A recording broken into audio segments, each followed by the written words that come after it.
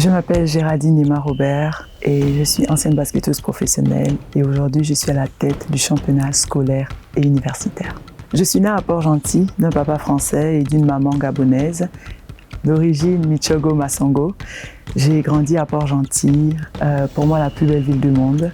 J'ai eu une enfance formidable. Je suis allée à l'école mixte, qui est une école conventionnée. Et ensuite j'avais le choix, je pouvais aller au lycée Victor Hugo, qui est le lycée français, où les Français allaient, mais j'ai préféré opter pour le collège et lycée Raponda Walker, où tous mes amis étaient, et c'était juste magnifique. J'ai fait une très très belle scolarité là-bas, et ensuite je suis partie en France pour poursuivre mes études. Après la France, j'ai décidé de m'exiler en Angleterre pour passer mon bac anglais. On appelle ça A-Level. A-Level en histoire, en maths, en sciences. Donc voilà, c'est ce que j'ai fait.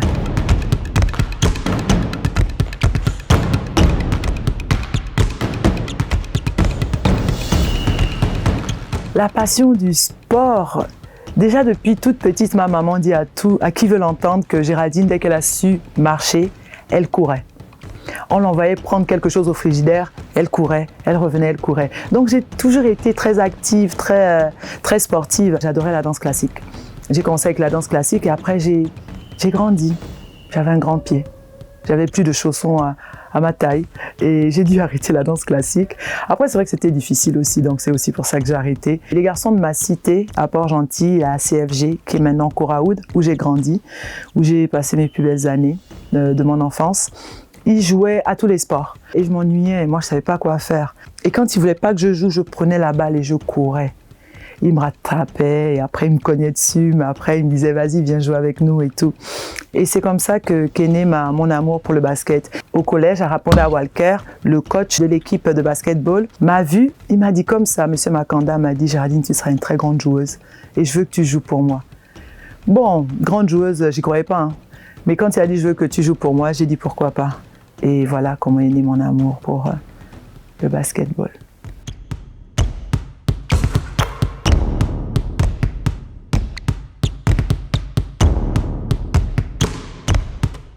Quand je suis allée en Angleterre, c'est ma meilleure amie Regina qui m'a dit « Géraldine, je suis en Angleterre, viens me retrouver ». Je ne suis pas allée en Angleterre pour faire une carrière sportive. Et je jouais au basket sur les playgrounds. Les playgrounds, ce sont des terrains de jeu, des aires de jeu où les gens jouent au basket en extérieur. Et c'est vrai que beaucoup de gens me disaient que j'étais forte. Moi, je me disais, bon, ouais, si tout le monde dit que je suis forte, c'est peut-être des gens qui m'apprécient, qui m'aiment, mais je savais que j'avais des qualités, des aptitudes, mais je ne pensais pas pouvoir en faire ma carrière. Honnêtement, je ne m'attendais pas à faire ma carrière.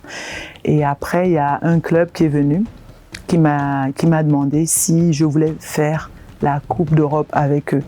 Je me suis dit non, je ne peux pas faire, j'ai pas le niveau de la Coupe d'Europe. Et ils ont dit si, au contraire, vous avez le niveau. J'ai dit qu'ils t'entraînent à rien. C'était un club qui se trouvait au Pays de Galles. Donc moi, je faisais mes études à Londres et à chaque fois, il fallait que j'aille au Pays de Galles, à Ronda.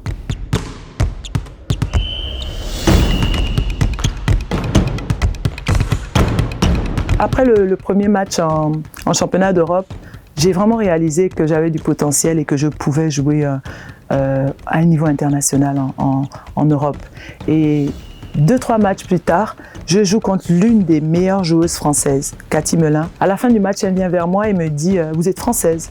J'ai dit « Oui, je suis française. » Elle me dit « Est-ce que vous avez un agent ?» Je dis « Non. » Elle me dit « Est-ce que vous avez déjà rencontré le coach de l'équipe nationale ?» Je dis « Non. » Elle me dit, écoutez, je vais vous mettre en collaboration, je vais vous mettre en rapport avec toutes ces personnes. Et le coach de l'équipe nationale m'a appelé pour me dire, Madame Robert, c'est Alain Jardel, je vais venir vous voir jouer en Angleterre, on m'a parlé de vous. Je me suis dit, bon, je pense que tu vas devoir vraiment penser à être professionnel. Et il est venu, il m'a donné des conseils, il m'a un peu parlé, et il a été honnête avec moi. Il m'a dit, vous avez beaucoup de lacunes, vous avez énormément de potentiel, beaucoup de lacunes, mais ce qu'on va faire, c'est que vous allez d'abord jouer avec les A', la deuxième équipe de France, l'équipe réserve. Vous allez d'abord jouer avec eux et après, quand vous allez gagner en maturité, en expérience et en compétence sur un terrain de basket, on verra comment vous allez venir intégrer l'équipe A. Après ma première participation en équipe de France à Prime, mon agent me trouve un contrat en France et je signe mon premier contrat professionnel. J'avais 25 ans. Sachant qu'en général, les contrats pro, on les signe dès qu'on sort du centre de formation, c'est-à-dire 18, 19, 20, 21 ans au plus. Et moi, j'avais 25 ans. Donc, j'étais vraiment la joueuse atypique. J'avais 25 ans, j'avais un enfant. Je n'étais pas passée par le cursus normal pour être professionnelle et j'atterrissais en équipe en championnat de France, qui est à ce jour le championnat le plus relevé et le plus homogène d'Europe.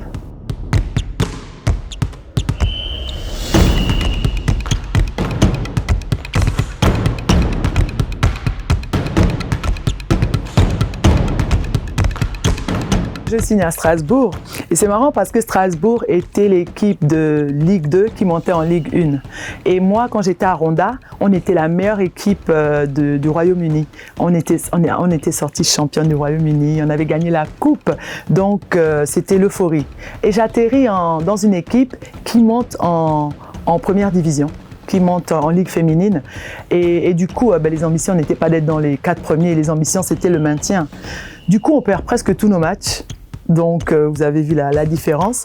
On perd presque tous nos matchs, mais je sors sur le plan statistique. J'étais dans le top 4 de presque tous les statistiques.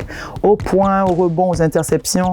J'étais presque partout. Vraiment, vraiment partout. Et c'est vrai que c'était une expérience assez marrante parce que je découvrais le haut niveau. Après Strasbourg, le coach Abdou Ndiaye, qui a été meilleur joueur d'Afrique, qui a été champion d'Afrique en club, champion d'Afrique en équipe nationale et champion d'Afrique en tant que coach, qui était coach de Villeneuve d'Ascq, me signe pour 3 ans. Et donc voilà, je fais 3 ans à Villeneuve d'Ascq où on a fait une finale de Coupe de France et on a été dans le top 4. Et après Villeneuve d'Ascq, je m'expatrie en Italie où je passe 2 ans en Italie et je fais des finales de Coupe d'Italie, des finales de championnat aussi. Et je sors meilleure joueuse la première année du championnat d'Italie. Et après l'Italie, qui était une très belle expérience, je m'exile en Pologne où je signe à Gdynia, qui est un club polonais. Je ferai un très bon parcours avec l'équipe et individuellement aussi. Et je suis sélectionnée pour le All-Star Game. Et enfin, je reviens en France, à Montpellier. Montpellier, j'étais même pas censée être à Montpellier. Montpellier, je suis allée en tant que joker médical. Je remplaçais une Américaine qui était blessée. Et finalement, je suis restée toute l'année.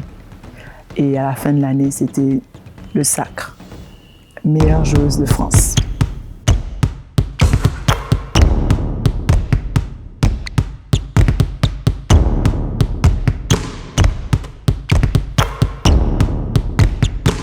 Après ce titre de meilleure joueuse de France, l'année d'après, je reste à Montpellier.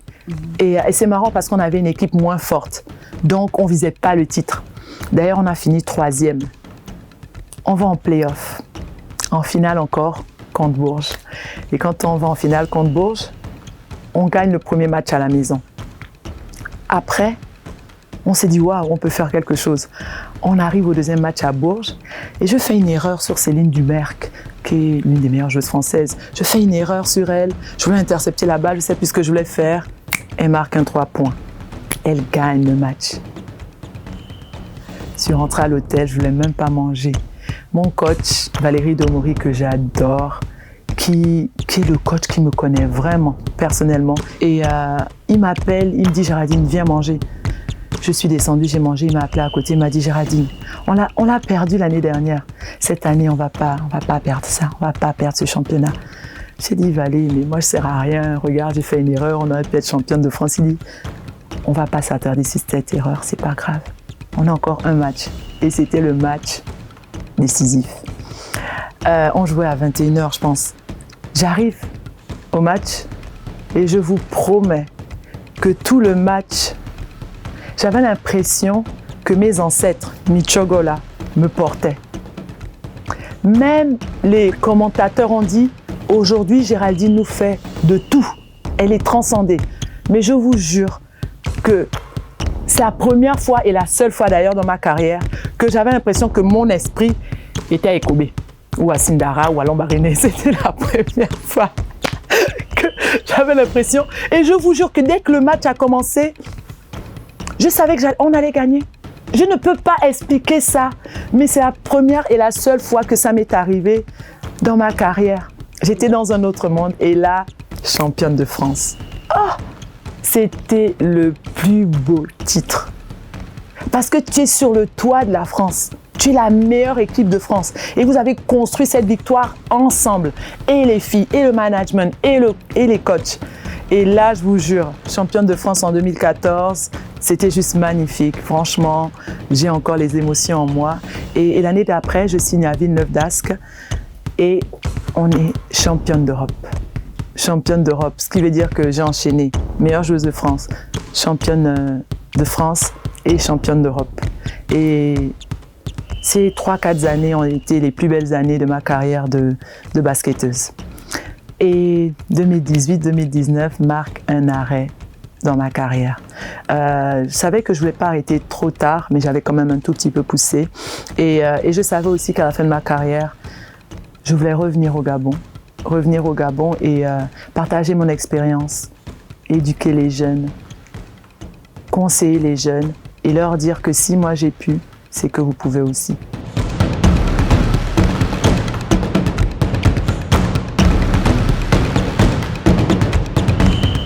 J'ai pas vraiment de regrets, mais juste dire que déçu de ne pas avoir été appelée en équipe nationale A en France, mais je pense que c'est Dieu qui a fait en sorte qu'on ne me prenne pas en équipe nationale A pour pouvoir venir et jouer en équipe nationale du Gabon, où on a passé une très belle campagne en 2015, lorsque nous avons assisté aux Jeux africains et en Coupe d'Afrique aussi à la CAN de basketball, où nous avons fait très bonne figuration avec des filles, franchement des filles qui n'étaient pas professionnelles, hein, mais qui se sont battues et qui ont vraiment donné tout sur le terrain. Et voilà. Mon plus grand combat, c'est vraiment pour la jeunesse gabonaise, sportive, et même dans la culture, dans tout. Vous savez, les jeunes ont besoin d'être encadrés, les jeunes ont besoin d'être écoutés, ont besoin d'avoir des activités, ont besoin de rêver. Et ça, c'est vraiment mon combat. C'est pour ça que je suis venue au Gabon, pour être là avec ces jeunes, pour être à leur côté et pour leur dire que croyez en vous. Vous avez tous, autant que vous êtes, du potentiel.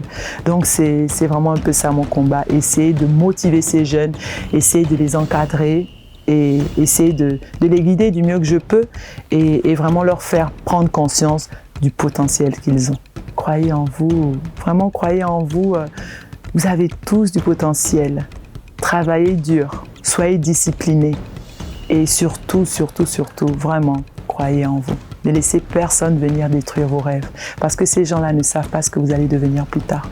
Donc, ne laissez personne venir briser vos rêves. C'est le message que j'ai pour les jeunes.